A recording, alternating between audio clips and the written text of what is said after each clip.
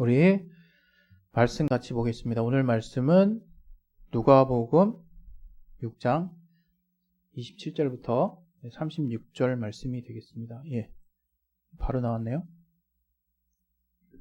누가복음 6장 잠시만요. 누가복음 6장 27절부터 36절 말씀. 예, 내용이 좀 길기 때문에 스크롤해서 이렇게 화면에 보여드리도록 하겠습니다. 여러분 화면에 나오면 시작과 함께 다 같이 합독해 주시기 바랍니다.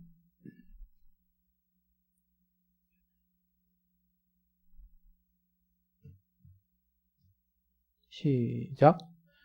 그러나 너희 듣는 자에게 내가 이르노니 너희 원수를 사랑하며 너희를 미워하는 자를 선대하며 너희를 저주하는 자를 위하여 축복하며 너희를 모욕하는 자를 위하여 기도하라.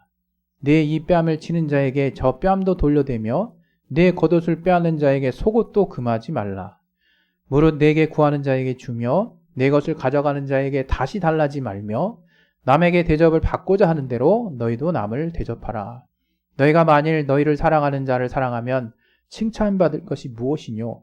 죄인들도 사랑하는 자를 사랑하느니라. 너희가 만일 선대하는 자를 선대하면 칭찬받을 것이 무엇이뇨? 죄인들도 이렇게 하느니라. 너희가 받기를 바라고 사람들에게 빌리면 칭찬받을 것이 무엇이뇨?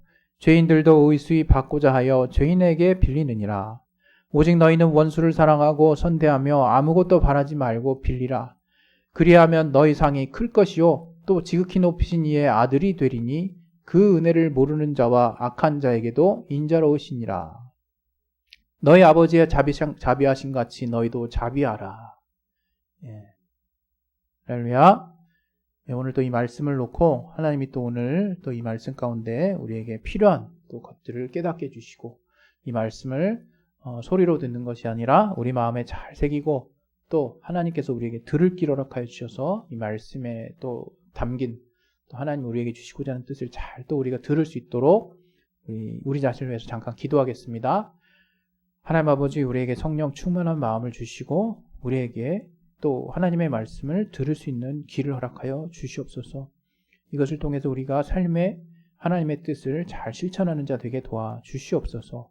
주께 참으로 감사하며 예수 이름으로 기도했습니다. 아멘. 예, 할렐루야. 예, 하나님이 우리를 사랑하신다는 것을 모르는 그리스도인들은 없죠. 그러나 또 반대로 하나님이 정말 우리를 사랑하신다는 것을 정말 뭐랄까요? 전심 내가 온 마음으로 그럴까요? 온 인격으로 체험해서 그 체험한 그 사랑을 내가 이렇게 사랑에 감격해서 또 그 사랑대로 내가 행하는 사람들을 찾아보는 것은 또 이렇게 또 쉬운 것 같으면서도 쉽지 않은 것 같습니다. 그게 이제 그 내면으로 들어가면 더 이제 명확해지고 또 우리 삶의 구체적인 이렇게 행실, 우리가 어떻게 삶을 살면서 사람들과 사람들 사이에 우리가 그 대하는지를 보면 금방 또 나타나게 되는데 그 대표적인 그 것이 오늘 이제 제가 이제 주제 제목으로 잡은 것이거든요. 다시 말하면 원수를 사랑하라 하는 이제 하나님의 말씀이 우리에게 있어요.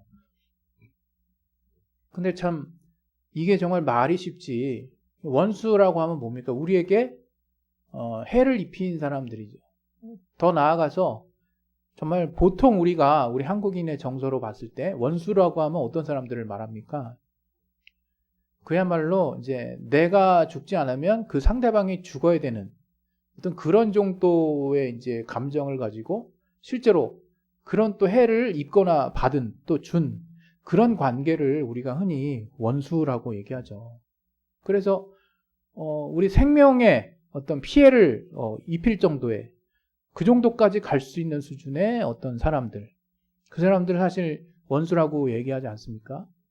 저도 이제 제가 알고 있는 어떤 지인들의 어떤 삶에 어떤 정말 누군가가 사기를 쳐가지고 정말 마음의 병이 돼가지고 이제 돌아가신 이제 사례도 제가 이제 들었고, 좀 그런 어떤 정말 씻을 수 없는 상처를 주고받은 또 일방적으로 쫓아서 그 피해를 입은 그런 어떤 사람들의 사례를 또 삶을 살다 보니까 이제 이렇게 심심치 않게 듣게 되거든요. 물론 저는 이게 자주 들었던 것 같지는 않지만 되게 충격적인 일들을 겪게 되죠. 그래서 이 원수 정말 이렇게 대적자 같거든요. 근데 아마 이게 참 우리가 그리스도인의 어떤 딜레마라고 말해도 되는 건지 모르겠지만, 하나님이 우리를 사랑하시고 우리가 그 하나님의 사랑을 아는 자라면 사실 이제 원수를 사랑하는 수준까지 우리가 이르게 되는 것, 이게 어떻게 보면 그리스도인의 어떤 당연한 목표이자, 어떻게 보면 그리스도인이라고 하면 이 세상과 구별되는 정체성이라고 볼 수 있는 거잖아요. 그러니까 여러분은 어떻게 생각하십니까? 그리스도인이 우리 일반인과 뭐가 다릅니까? 구원 받았고 안 받았고 분명히 다르죠. 근데 또 능력을 행하고 능력을 행하지 않고, 하나님의 자녀고 아니고, 분명히 구별되는 큰 차이들입니다. 그리고 하나님께 기도해서 복을 얻고 그렇지 않고, 또 하나님께 어떤 정말 어떤 위경이나 급한 일들에 대한 기도 응답을 받고, 뭐 이런 뚜렷한 차이들이 있죠. 또 귀신을 내어 쫓는다든가 어떤 영적인 신령한 체험들을 한다든가 구분될 만한 것들은 많이 있어요. 그러나 그것들이 이제 그리스도인의 정체성이다 라고 말한다면, 물론 이제 상황에 따라서 그렇게 설명되어질 수 있는 어떤 요지를 파악할 수 있지만, 끄집어낼 수 있지만, 오늘 제가 이제 이 내용을 가지고 여러분과 나누면서 저는 그렇게 생각을 하게 됐어요. 뭐냐면, 이전부터 생각했던 건데, 그리스도인이 예수를 아직 체험하지 못한 분들과 가장 큰 차이점이 뭘까? 그것은 아무래도 하나님의 사랑을 아느냐 모르느냐, 좀 더 나아가서 이제 그 하나님의 사랑을 실천하느냐 아니냐, 이제 그 차이가 아닐까 이제 싶거든요. 그러면 이제 하나님이 우리에게 보여주신 사랑이 무엇이냐 했을 때 성경을 전체로 이제 관통하는 하나의 메시지가 있죠. 그것은 예수 그리스도의 보혈, 예수 그리스도의 십자가의 보혈의 사건이죠. 한마디로 요약하면 죄인인 우리의 죄값을 대신해서 그분이 우리의 죄값을 치르시려고 십자가에 달리셔서 피를 다 쏟으시고 죽으신 사건이에요. 우리는 그 사건이 이제 성령으로 체험되어졌을 경우 우리는 그것을 하나님의 은혜라고 우리는 말하잖아요. 그래서 그렇게 하나님의 은혜를 받은 사람들은 바로 그 사랑을 알고 그 사랑이 어떠한 사랑인지를 이제 정말 가슴 깊이, 마음속 깊이 체험했기 때문에 그 사랑을 실천하고자 애쓰는, 또 그 사랑이 마음속에서부터 이제 나오는 그런 사람들을 그리스도인이라고 볼 수 있는 거죠. 그런데 그 사랑의 어떤 구체적인 모양새가 뭐냐? 바로 오늘 주님이 말씀하신 원수를 사랑하는 사랑이라 이거예요. 그럼 갑자기 이제 순간 이 사랑이었단 말이야? 라고 이제 이질적으로 느끼시는 분이 있습니까? 그 정도까지는 아닐 거라고 생각해요. 왜냐하면 아마 대부분의 그리스도인은 이 말씀이 얼마나 또 산상수훈 안에서 또 얼마나 또 중요한 비중을 차지하고 있는지 정말 너무나 자주 들었고, 또 나 스스로도 나에게 재갈을 먹이고 내가 하나님의 말씀대로 막 따르려고 하는 최우선 순위에 속하는 내용 중에 아마 하나라고 생각하기 때문에 이런 부분들을 이렇게 잘 모르지는 않겠죠. 머리로나마도 분명히 알고 있겠죠. 그러나 이게 좀 진지하게 들어가면 이게 쉬운 문제가 아니라는 거죠. 저는 그렇게 생각합니다. 우리 인간의 본성이 뭘까? 나에게 잘해주는 자에게 잘해주는 거죠. 물론 오늘 본문에도 대접받고자 하는 만큼 대접하라 이런 말씀이 있어요. 그러나 우리가 이제 대접받으려고 하는 마음에서 잘해주는 것 차원을 뛰어넘어서 이 말씀에 담겨있는 어떤 뜻은 굉장히 우리에게 어려운 요구를 하고 있다는 것을 아마 쭉 읽어보면 모를 사람은 없거든요. 쉽게 얘기하면 이 뺨을 치는, 여러분 뺨 맞고 다른 쪽 뺨 대면 어떤 사람 됩니까? 그 바보인 거예요, 바보. 약간 정신에 문제가 있는 사람으로 생각하죠. 그리고 뭔가 정말 이 시대에 별로 있을 수 없는 일들이잖아요.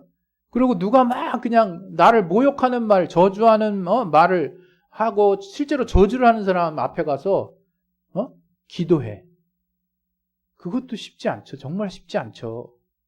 그리고 겉옷을 함부로 이렇게 도둑질해, 빼앗아, 강탈해. 이런 자에게 속옷을 주는 것도 금하지 말래요. 속옷까지 내주래. 정말 어떻게 보면 거의 황당한 수준인 거거든요. 우리 여러분 잘 아는 말씀 중에 제 말씀 하나를 또 화면에 제가 이렇게 쏴드릴게요. 로마서에 의인을 위하여 죽는 자가 쉽지 않고 선인을 위하여 용감히 죽는 자가 혹 있거니와, 이런 말씀이죠. 옳은 일을 한 사람을 위해서 죽는 자도 쉽지 않다는 거예요. 와, 내가 저 사람 저렇게 옳은 일을, 와, 정말 존경받고 그런 옳은 일을 위해서 내가 뭔가 그 일들을 위해서 어떤 죽어야 하는 어떤 상황이 벌어졌을 때 죽기 쉽지 않다 이거죠. 그리고 선인, 정말 누가 봐도 착해. 착하다는 건 그냥 막 나랑 상관없이 착하다라는 거라기보다 정말 내게 선한 일을 행하고 정말 내가 그에게 큰 은혜를 입었다라고 볼 수 있는 거죠. 또 그런 착한 일을 하는 그 선인을 위해서 용감히 이제 죽는 자가 간혹 있대요. 간혹. 근데 우리 이제 8절에 나온 것처럼 예수님은 어떤 사람을 우리에게 보여주셨다고요? 우리가 주님에게 이제 주님을 죽이는 역할을 한 거죠. 사실상 이제 주님에게 있어서 대적자인 거예요. 원수라고 볼 수 있는 거죠. 어떤 면에서.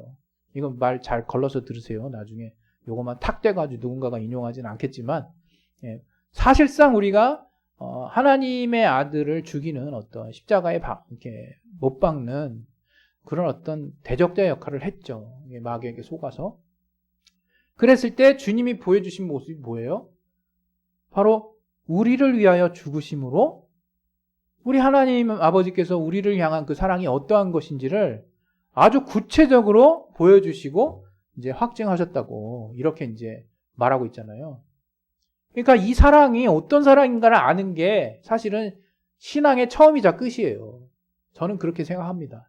그리스도인이라면 뭔가 하나님의 말씀을 풍성하게 아는 것도 중요할 수 있지만, 그렇게 하나님의 말씀 풍성히 아는데 제가 늘 강조하는 것처럼 저 사람의 마음속에는 늘 미움과 비판과 하나님의 잣대라고 하면서 다른 사람을 늘 누르고 까고 뭐 그 사람을 미워하고 증오하는 마음이 내 안에 가득하다면 그 사람을 그리스도인이라고 말하기는 좀 어렵죠.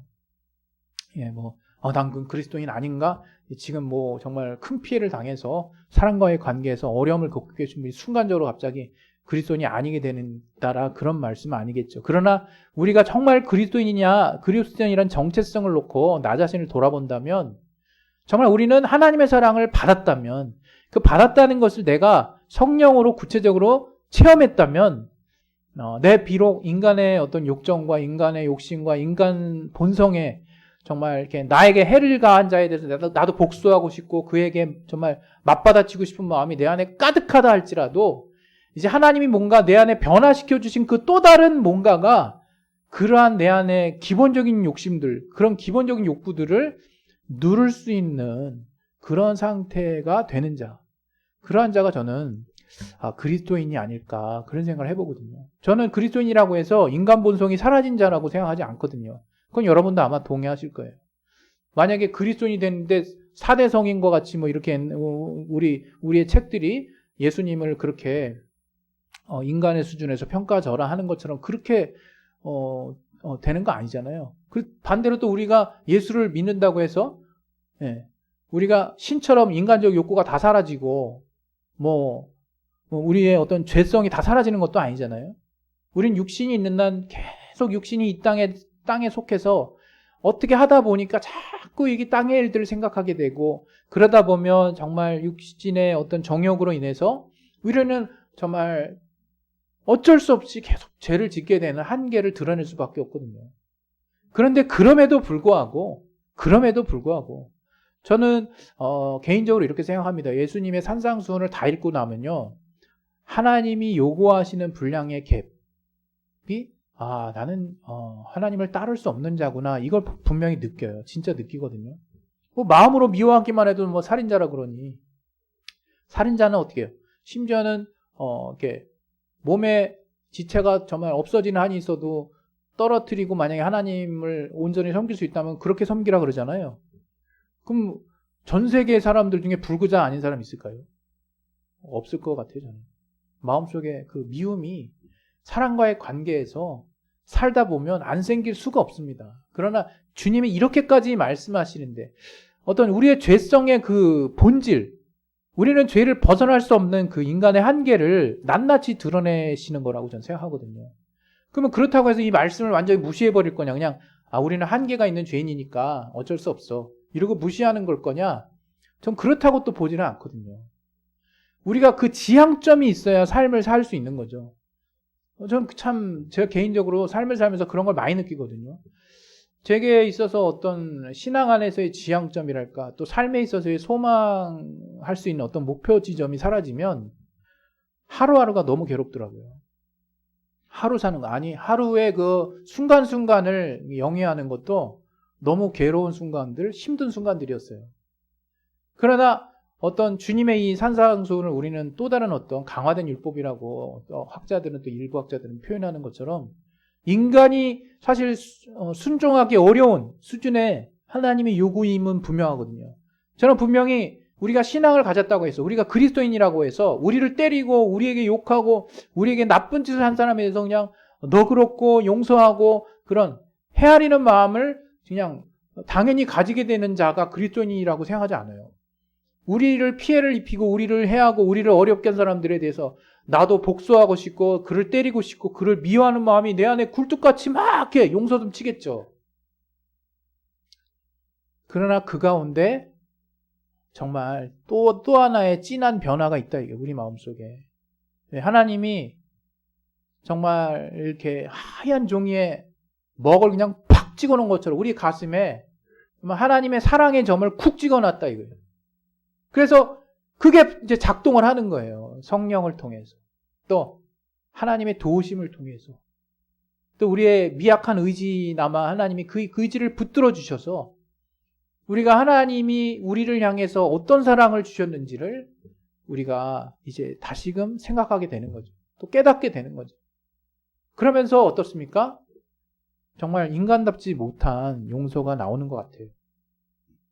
때로는 그리스도인의 위대함이 어디 있을까라고 했을 때 여러분은 어떤 부분을 생각하실지 모르겠어요. 아까도 말씀드린 것처럼 정말 많은 사람을 살리고 막 능력을 행하고 정말 많은 신앙인들의 본이 되는 어떤 성실한 어떤 삶을 사신 분도 있겠죠.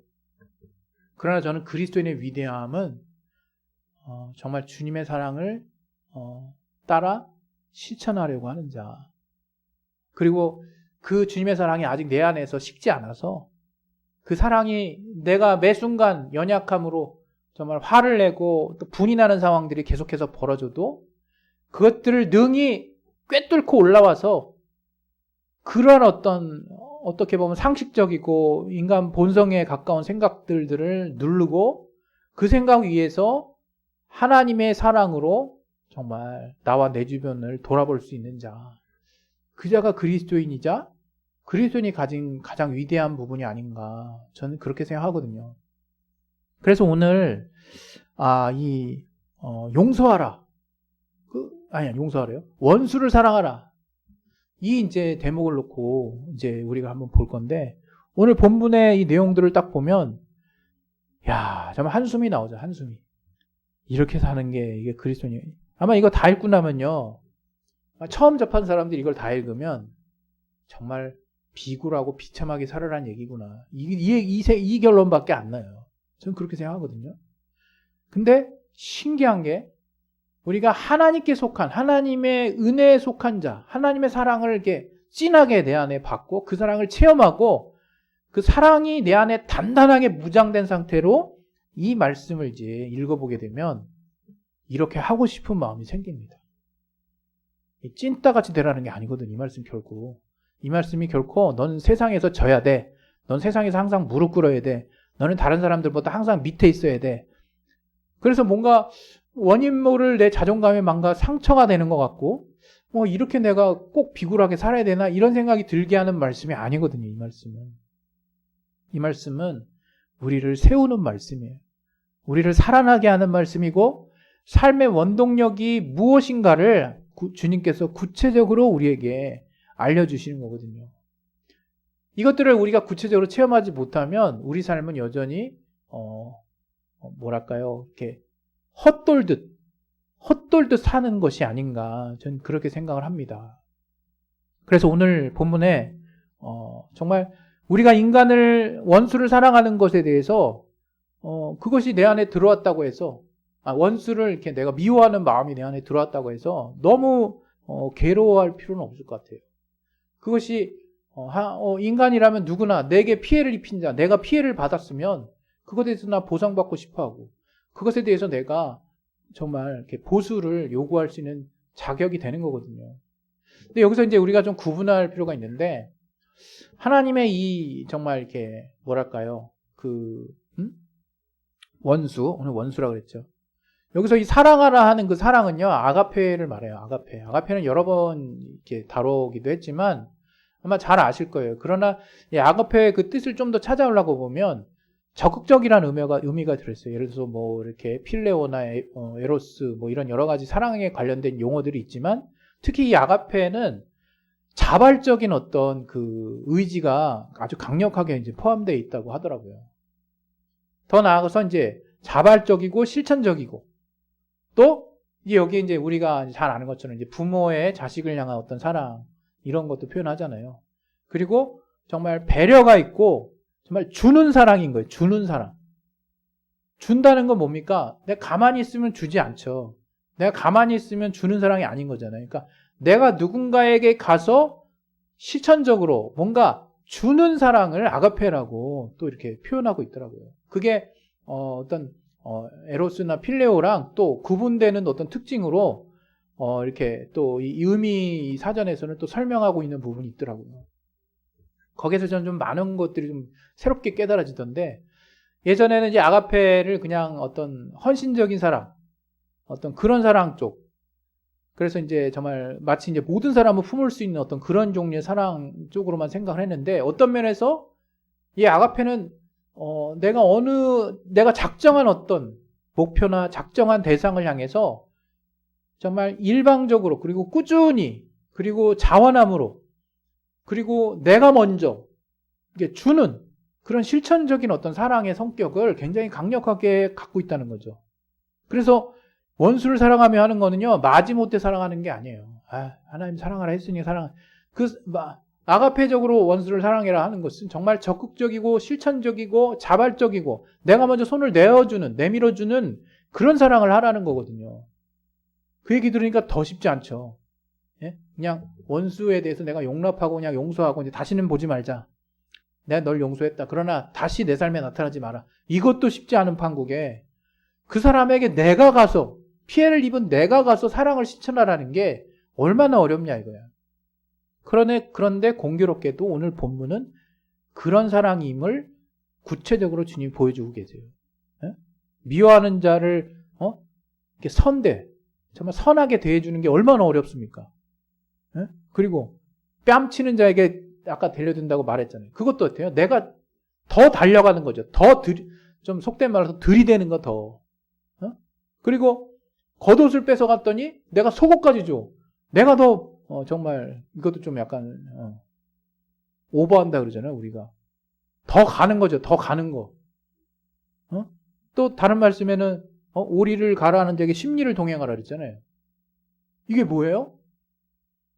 내가 먼저 주려는 마음이 없으면 불가능한 사랑이라는 거예요. 근데 이 주려는 마음이 어디서 생겨나냐 이거. 어디서. 나에게 피해를 끼친 사람인데 내가 정말 원수같이 여기는 사람인데 그 마음이 어디서부터 나오냐 이거예요. 우리는 봤다는 거죠. 우리는 만졌고 우리는 체험했다는 거예요. 구체적으로. 어떻게? 그 아들 예수님이 아무 상관도 없는 나와 관계하시고 또 내 죄와 아무런 상관이 없으신 분이 내 죄를 대신 짊어지시고 그분이 내 죄의 값을 다 치르시기 위해서 자신의 목숨을 던지셨다는 거예요. 자신의 목숨을. 이거 여러분은 저는 요즘 삶을 살면서 굉장히 심오한 주제 그런 주제들에서 한 번쯤 이렇게 멍 때린다고 그러더라고요. 누가 멍하고 있거든요. 그 생각을 계속 해요. 그러면 그러다 보면 와, 정말 있을 수 없는 일이다라는 그냥 생각이 결론이 딱 나지거든요. 그게 이제 참 신기한 게 그 깨달음의 파도가 내 안에 이렇게 몰려올 때까지 시간이 좀 꽤 걸리더라고요. 좀 안타까운 일이지만 정말 몇 년 전에 그 일본에서 정말 이렇게 큰 지진 때문에 이렇게 쓰나미가 이렇게 몰려왔잖아요, 해안가로. 그것도 이제 제가 그 영상을 한번 본 적이 있는데 처음에는 이제 경보가 울렸는데 30분이 지나도 별 일이 없더라고요. 근데 저 그 바닷가 그 수평선 쪽에서 하얀 거품이 일면서 평소와는 다른 높이의 뭔가 이렇게 물길이 쫙 이렇게 되게 평온하다 느껴질 정도로 쫙 오고 있는 거예요. 근데 그게 이제 해안 경계선을 따라서 이제 정말 이렇게 육지로 이제 상륙을 하니까 그때부터는 아주 성난 파도가 돼가지고 정말 모든 이가 아주 정말 가슴 아픈 어떤 피해를 당하는, 그러니까 실감나게 이제 다가오는 거죠. 근데 멀리서 보면 굉장히 평온해요. 마치 저는 이런 것 같지 않나 싶어요. 하나님의 은혜에 대해서 우리 모두가 너무나 이렇게 체험적으로 이렇게 뭔가 이렇게 몸에 느끼듯이 이렇게 실감나게 체험하지 못하는 거 아닌가. 그래서 그 사랑이 제대로 작동하지 못하는 거 아닌가. 저를 봐도 그렇거든요. 저도 참 요즘 화를 자주 내요, 제가 왜 그런지 모르겠어요. 갈수록. 근데 이제 그런 부분을 제가 항상 인식은 하고 있거든요. 그래서 고치려고 하는데 이게 좀 쉽지 않더라고요. 특히 운전할 때 이제 그런 일들이 많은데, 어찌됐건 제 마음속에 갈수록 좀 강팍해짐을 제가 느끼면서 좀 하나님께 좀 송구하다라는 생각이 들 때가 있거든요. 저는 그냥 내가 그리스도인이니까 그렇게 돼야 돼, 그렇게 생각하는 사람은 또 아니에요. 저도 굉장히 또 온고집이 있어서 체험하지 않은 것에 대해서 제가 그런 척 하는 것도 좀 힘들하고 그게 또 진실되지도 않다고 생각해서 굳이 그러려고 하고 싶지는 않거든요. 그러나 정말 제가 정말 한때 너무나 강렬하게 체험했었고 그런 또 순간들이 저에게 쌓여서 지금의 저를 이렇게 만들었기 때문에 그 순간들을 다시 되돌이켜 보는 거죠. 제가 아주 뭔가 체험적으로 뭔가 강렬함이 있었을 때 그렇게 되면 내 마음속에 뭔가 이렇게 뭐랄까요, 눈이 스르르르 녹듯 그런 녹는 마음이 여전히 내 안에 있다는 걸 제가 느낄 때가 많이 있거든요. 그래서 그런 마음이 저를 하루하루 살아나게 하는, 하루하루 소망을 붙잡을 수 있게 하는 원동력이 된다는 것을 제가 부인할 수가 없더라고요. 여러분은 어떻습니까? 오늘 이 주님께서 말씀하시는 이 말은 정말 기가 막힙니다. 기가 막혀. 정말 어떻게 이렇게 할 수 있지? 그냥 그런 차원으로만 우리가 접근하기보다 분명히 우리 인간 본성에 우리가 해를 당하고 어려움을 끼친 사람들에 대해서 우리가 미운 마음이 생기고 또 그들에 대해서 우리가 복수하고자 하는 그 마음이 생기는 것이 그게 잘못된 게 아니죠. 제가 아까 좀 뭔가 좀 성경을 좀 구분해야 될 필요가 있다는 거에 대해서 제가 얘기를 다 마무리를 못한 것 같은데, 쉽게 얘기하면 주님이 죄를 옹호하시는 분이 아니죠. 죄에 대해서 무조건 그냥 다 사면 이렇게 얘기하는 게 아니잖아요. 그러나 참 이렇게 성경을 계속 접하다 보면 분명히 주님이 죄와 죄인에 대해서 다루시는 모습이 달라요. 그러니까 이게 정말 하나님의 은혜인 것 같아요. 그러니까 이 죄를 지은 죄인에 대해서 정말 말도 안 될 정도로 계속해서 주님이 우리를 용서하시려고 하는 그 마음이 있다는 것을 우리가 성경을 읽다 보면 발견하거든요. 그러나 어떻습니까? 죄에 대해서는 일관되게 정말 뭐랄까요, 회개를 정말 명하시고 또 더 나아가서 그에 대한 또 상응한 대가에 대한 이야기도 정말 성경에 아주 그냥 정말 가득 차 있습니다. 다시 말하면 하나님의 공의가 그분이 어떤 나에게 죄진 자를 내가 용서하는 것이 그분의 공의가 무너지는 게 아니라는 거예요. 제가 아마 상당히 오래전부터 이제 여러분에게 항상 말씀드렸던 것 중에 하나가 하나님의 공의 안에 그분의 그 아들을 대신해서 용서하신 하나님의 십자가 보혈이 그분의 공의라는 것을 우리는 알고 있어요. 정말 이걸 어떻게 설명이 될지 모르겠어요. 하나님은 죄는 절대로 자신의 목숨을 다할 때까지 죄값을 다 치르는 그런 공의로움이 있으신데, 이게 우리 인간편에서 봤을 때는 우리를 완전히 사해 주신 또 하나님의 갚을 수 없는 은혜거든요. 근데 하나님의 공의가 바로 예수라, 이거 예수. 주님이 우리에게 보여주신 사랑. 그러니까 우리는 이런 정말 우리의 머리로 설명할 수 없는, 갚을 수 없는 하나님의 은혜 안에서 주님의 어떠한 방식으로 그분의 공의로운 삶을, 공의를 우리의 삶 가운데 요구하시고 실천하시는지를 우리는 안다는 거죠. 한마디로 요약하면 하나님이 심판자이세요. 하나님 분명히 공의로우신 분이기 때문에 갚아주십니다. 그래서 그 어떤 죄 지은 자나 내게 해를 끼친 자에 대해서 분명히 또 세상의 법이 있고, 그래서 그 죄가를 물리는 제도적인 절차와 또 하나님의 궁극적으로 하나님의 심판이 정말 있다는 것을 여러분이 조금 더 신뢰하셨으면 좋겠고, 더 나아가서 우린 분명히 우리 그리스도인의 선배들의 역사 가운데 죄인의 어떤 자기 아들을 죽인 자를 아들로 삼았다는 사건이라든가 어떤 그 위대한 어떤 사람들과 목사님의 이야기를 우리는 알고 있어요. 실제로 없진 않거든요.